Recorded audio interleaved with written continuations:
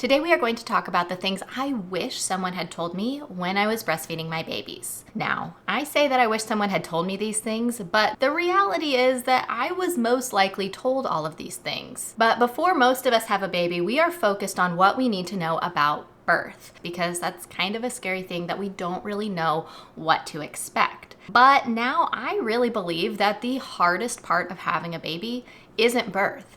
It is those first 3 to 4, maybe even 6 months after the child is born, when you are trying to figure out how to feed this baby, whether you choose to breastfeed or formula feed, how to make sure the child is getting enough nutrition while still trying to maintain a sense of order and figure out how this new person is going to fit into your life. So even though I was likely told multiple times these things to look for to make sure that my babies were getting enough food, I was so sleep deprived, as most moms are when they have a newborn, that everything was going in one ear and out the other, and I was basically just in survival mode. And we all know that when you are in survival mode, you aren't really your best self, you aren't processing information the way you need to be, and you aren't even able to figure out what is helpful and what isn't. So when my friend reached out to me and said, "Hey, I am going to start a blog and a YouTube channel. Are there any topics that you would like a nurse to talk about with your audience?" I said, yes, there absolutely is. And this was a topic we kept coming back to over and over again because I am so passionate about it because of how it has affected my life. If you would like to see a little bit more about my story, you can check out my video that I did a couple of months ago on why breastfeeding was so difficult for me, and I explain how it was difficult with each of my children in a different way. But in this video, we are going to focus on practical things that you need to know to make sure your baby is getting enough food. So I'm going to go ahead and turn this over to you. I will let you introduce who you are and how you like to help moms navigate these first few months from a nurse's perspective. I'm Nurse Lana, and I have a blog called Nurse Lana Helping Mamas. And I also have a YouTube channel that is Nurse Lana. So I've been a nurse for 16 years, and I started out in pediatrics, taking care of babies and little kids all the way through teenagers. And then I went into labor and delivery and also working with newborns. And now I do postpartum. So overall, even though I've done a few different things in nursing, children have always been kind of the basic part of it. And I just love it. I love from birth all the way through, just helping them grow. And parents have so many questions, which I mean, even I as a parent had a lot of questions and have a lot of questions. And my patients oftentimes will say, I wish somebody had told me this before, or I wish somewhere I could find this information. Why do I not hear about it until I'm here at the hospital? So that's what got me started with this idea of I want to get those questions that my patients have and answer them online and hopefully tell others that, hey, you can go here and find these answers and know these things before you get there. That's awesome. Yes, there's definitely a need for that, especially for people like me who are, I would say, less than non-medical. I not only know nothing about the medical field, like any mention of it just makes me kind of grossed out in so many ways. But yeah, I think that there's a huge need for this. And there's a lot of people like me out there who need things like this. So I think it's really helpful what you're doing. In the medical field, I feel like sometimes we end up assuming people know more than they do. Mm-hmm. So a lot of questions that I get asked and told, I wish I'd known this. Why is no one talking about it? I realize most of the professionals that know about it don't realize that it's not common knowledge, right? Right. So we don't make it common knowledge because we just assume people know it. So I decided, let's stop assuming people know things and let's just start from the basics and just go from there. Well, let's go ahead and jump in. I have one question here that I have been dying to know the answer to, actually, since everything kind of happened with my son and how things kind of got a little scary with him with not getting enough food. And that is both of my babies that I struggled to know if they were getting enough food were very fussy.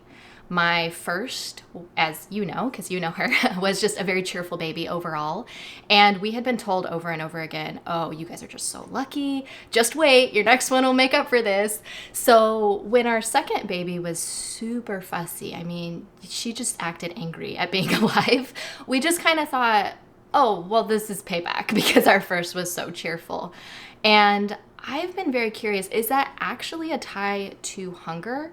Because once I figured it out, which was sadly about 4 or 5 months old with the help of one of our other friends, she completely changed disposition. She was so much happier. And same with my son. He was very fussy, not quite as fussy as the second one, but very fussy. And we just thought, okay, different disposition.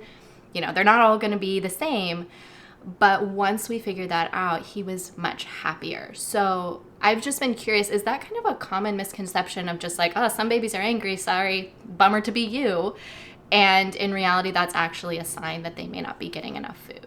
Babies do have different personalities. There are babies that are overall quieter and will just lay content on a crib, and others want to be held.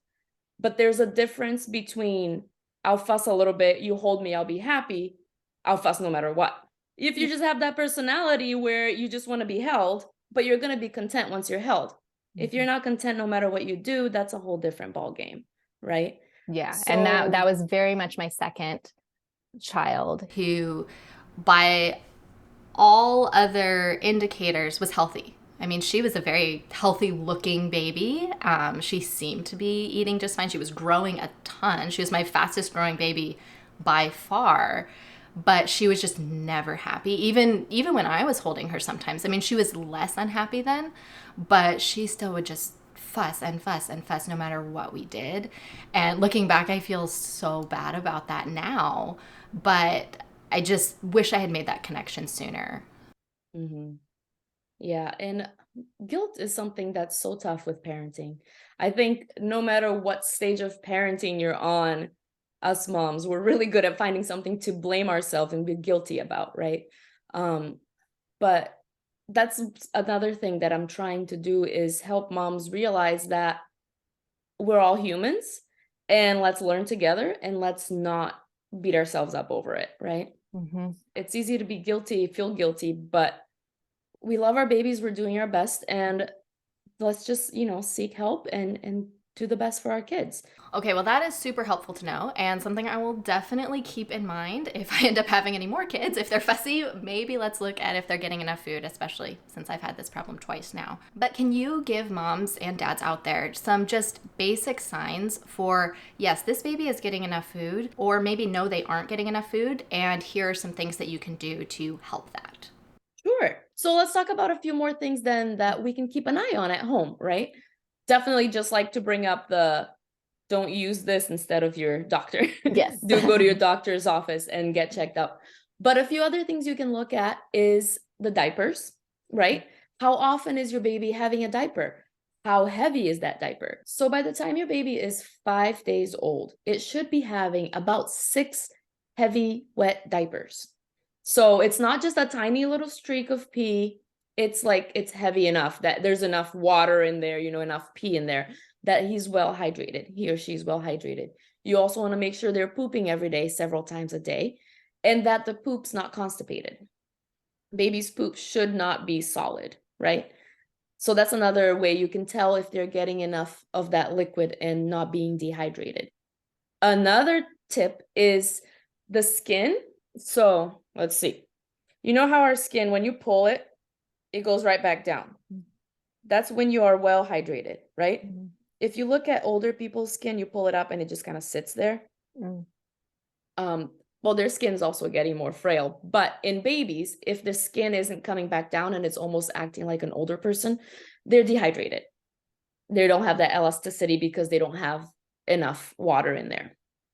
So look at those things too. Are we getting enough diapers? Are they big, heavy, wet enough? Does the skin look dehydrated? Look inside the mouth too. Is it nice and wet with saliva and all that? Or is it the lips are cracking and they're dry? Just different signs of dehydration. And I think both of those things were things that I think I was getting asked some of the right questions, but I didn't know how to answer properly with that. Like with the wet diapers, I would get asked at the pediatrician, lactation consultant, midwives, is he having plenty of wet and poopy diapers? And I would say, yeah, because he was having something in there every time I would feed him, which was a lot. So I thought, okay, that's good, right? And what I've learned since then is wet is actually a different compartment. You know, it needs to be this many heavy, and what would you say is like a heavy wet diaper? Do you have kind of an example for that? Like, that was something that I actually didn't know until after we kind of had discovered all of this and realized that he was dehydrated. His skin was also doing what you were described, but I had never, at least I don't remember hearing about that. I did say in the intro to this video, there's a good chance that people had told me these things, but you're so overwhelmed and you're so tired as a mom that things just go in one ear and out the other, and you're kind of in survival mode, which is another reason I wanted to do this video, so people can kind of watch it whenever they get around to it. That's what I was about to say. That's my reason too for having the videos. Yeah. I want to encourage people to watch it beforehand and then know it's there while they're going through it, so they can go back and be like, what was it again? So they can be refreshed. Yeah. Because it's so easy when you're sleep deprived and everything's happening and you're like, I don't even know anymore. You're just like, keep them alive, keep myself alive, and everything is good. Yep, pretty much. So yeah, do you have like what's a good indicator for, again, non-medical people like me who haven't spent time in pediatrics, knowing, okay, a heavy wet diaper kind of looks like this? Like, what would you describe that as? I haven't thought about that, but so I've changed a lot of diapers that you can't even tell. Like, you can tell the blue line. You know how diapers have that yellow line turns blue. You know it's wet. But if you pick it up, it like almost weighs the same. But then there are diapers that you pick up and it's almost like a small apple. You're like, oh yeah, this is like not necessarily as heavy as an apple every time. But if it has the blue line, but you can barely tell there's anything in there, it almost weighs the same as it did before. That's not enough. Okay. Yeah. And that's definitely something that was happening with my little guy. I didn't realize that it needed to be a heavy wet diaper. Again, I had probably been told that, but I was just like, oh, blue, change it, keep going. Yeah, exactly. Yeah. So I think that's a big one. That's true. And that's, again, something that as healthcare professionals, we probably don't stop to think about that, to be specific. You know, well, how many diapers is a very vague question if you stop to think about it. Yeah. If you had 2 drops and the line changed, it's not really a pee, right? Right. Yeah. Yeah. Another thing you want to look for is just babies' body language in general.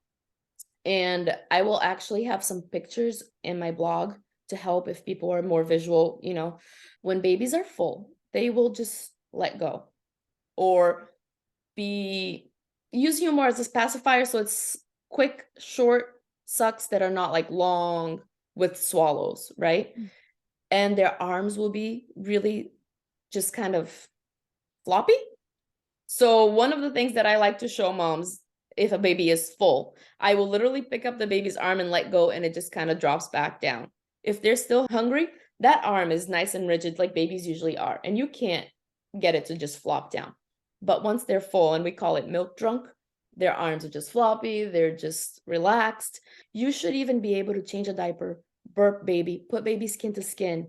If baby's not starting to root around again and look, and it's just sleeping relaxed, you can be sure that your baby's full from that feeding. Now, what do you do if, for example, both my second and my third did this? Every time I would get them to latch, they would do that short suck like you're talking about, like the pacifier, and they would just like fall asleep. But then as soon as I would try to take them off, they would scream and get upset. So I'd try to be like, okay, well, do you need more? And then they would just suck, suck, suck, go to sleep. And so I had a really hard time getting them to actually eat. I think that is the difference of why with my first, I had the least problems with her, because she was what the lactation consultant described as very efficient. She would get on, she would eat, she would get off. And the other 2 wanted just to cuddle and hang out with the boob in their mouth. And like it didn't, like I tried stripping them down, tried tickling them, I tried doing all the things. And so then I would kind of come to the conclusion of, okay, you aren't really hungry, you just need a pacifier. But then, you know what I mean? So what do you do if that seems to be the issue? So I, again, go back to don't let them go more than 3 hours without eating, right? If it has been about 3 hours and they did the suck, suck, suck and stop, well, they need to be eating more at this point, right? I would encourage hand massaging, kind of kind of just pushing the milk down toward their mouth. So even if they're not working at it, it's filling their mouth and they're going to have to swallow, right? Or it's going to dribble out. And try to just keep giving them milk. If they're just being too lazy, maybe to pull the milk themselves, just put the milk in their mouth so they will swallow. Does that make sense? And just like you said, strip them and tickle them and try to not have it be a comfortable environment at that point. You don't want it to be so cozy that they're just going to go to sleep. Yeah. And if they're a little bit cold, you don't want them to be super cold, but sometimes having it just a little cooler, just enough so they're frustrated that they won't fall asleep. Keep them awake by tickling, by taking off layers and squeezing milk into their mouth and trying to keep them going for at least 15 minutes. And then like, okay, now you can sleep, but don't just leave them alone. If you know it's been 2-3 hours, they need to eat. Yeah. Yeah. And it didn't, for my second and third, it didn't seem to matter, you know, if it was 1 hour, 2 hours, 3 hours, they would act hungry and then they would latch and then they wouldn't be able to do it.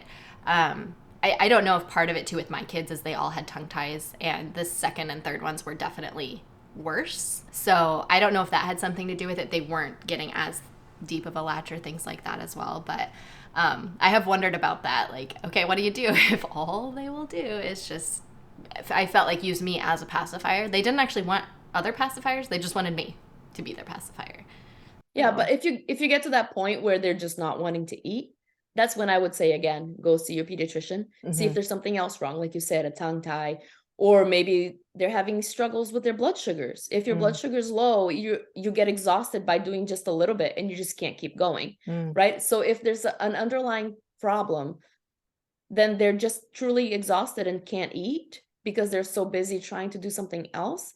And your pediatrician is going to be the one to catch that. So, you know, at that point, just say, hey, something is not right with my baby, but I don't know what it is. Please help me figure it out. Yeah. And it's good to know that if you're experiencing that, something actually isn't right. You know, for me, I was just like, okay, well, I've breastfed a baby before, so it'll work. You know, it will work. But it's keeping in mind, too, every baby's different and every breastfeeding relationship is different. At least in my experience, all three of mine have been very different experiences. And it's good to keep that in mind. So just because you've been able to breastfeed one baby before doesn't necessarily mean that it's going to be easy for you or the baby the second or third time or however many. And one more thing that I've learned over the years is listen to your maternal instincts, right?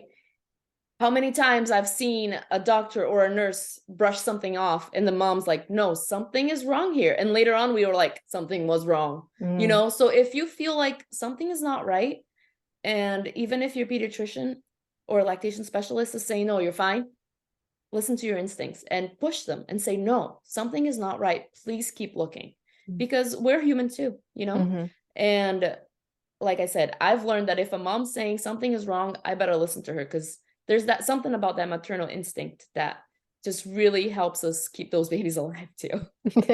And that brings back the whole thing of, you know, every kid is different, and some kids are perfectly fine and others just need some extra care. And the blood sugar thing you're mentioning reminds me that a lot of children shouldn't be eating longer than 30-minute stretch, maybe even 15-20-minute stretch should be enough to get full and have all the milk you need. If they keep eating after that, unless they're having their growth spurts, they start burning more calories than they're gaining. And at that point, they're actually losing weight while trying to eat. So breastfeed for 15 minutes. And then, like you said, finger feed with a syringe or do a bottle with a bigger hole in the nipple, something that they'll get the milk really easily and not work hard for it, because you don't want them burning those calories while they're trying to gain weight. And that was definitely something. My sister's also a pediatric nurse, and she came when she found out everything that was happening, was like, I'm coming. I'm going to spend the day with you. We're going to figure this out. Like, this is serious. And she said the same thing. You're actually letting him eat too long, and he's actually burning more calories than he's taking in. I didn't even know that was possible.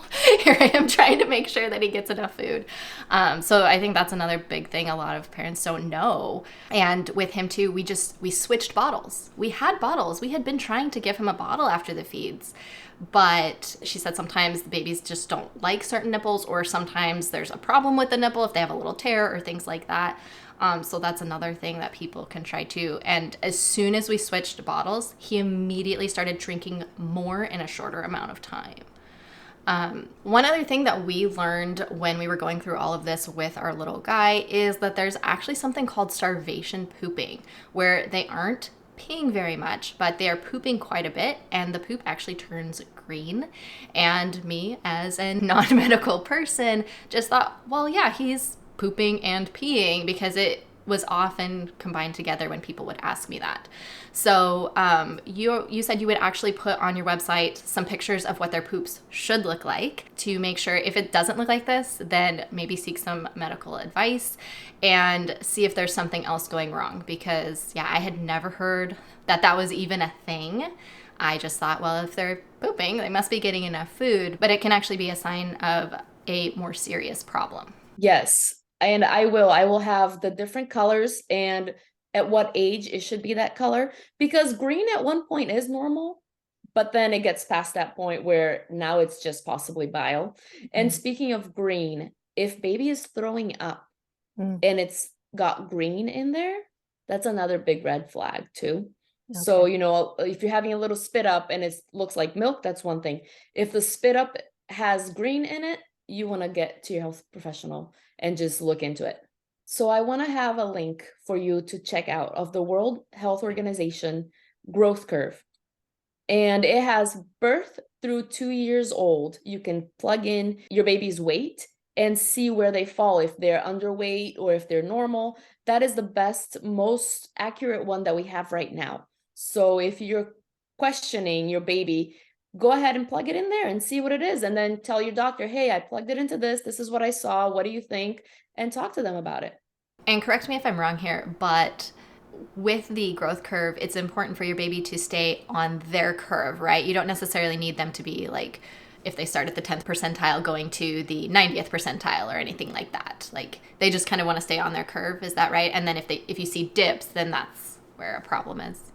As long as you start in a healthy spot and you stay on that spot. Yes, every child's different, especially nowadays with so many different cultures mixing in. We're getting all kinds of new curves that are being made. And that's why I say this is the most accurate one right now for our generation. But yes, they will, if they're following their own curve, that's good. You don't want to see a big dip on that curve, but make sure that that curve has started in a healthy spot. Awesome. That would have been so helpful for me as I was going through that. I was calling a pediatrician friend every day and saying, hey, this is what he weighs today. Is this okay? And he was doing the math and figuring that out. So yeah, that would be very helpful if you just want to check and just make sure that everything is looking good. So if you guys found this video helpful, please like it, comment. All of those things help more people see this information and helps more moms in their journeys. Thank you so much for coming on my channel and doing this video, helping educate all of my viewers. And if you guys would like to check out more of Nurse Lana's videos or blog posts, we will link all of her information, how you can get in touch with her, down in the description. And if any of you guys have specific questions you would like for her to answer, leave those in the comments down below and she will come on and leave responses.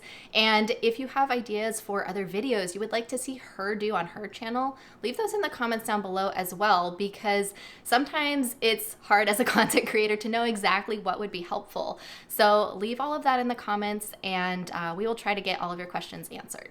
Yes, I look forward to making more videos that are helpful to you. So do let me know the kinds of things you would like to learn. And it would be fun to even do maybe another one together or, whatever you guys want to see.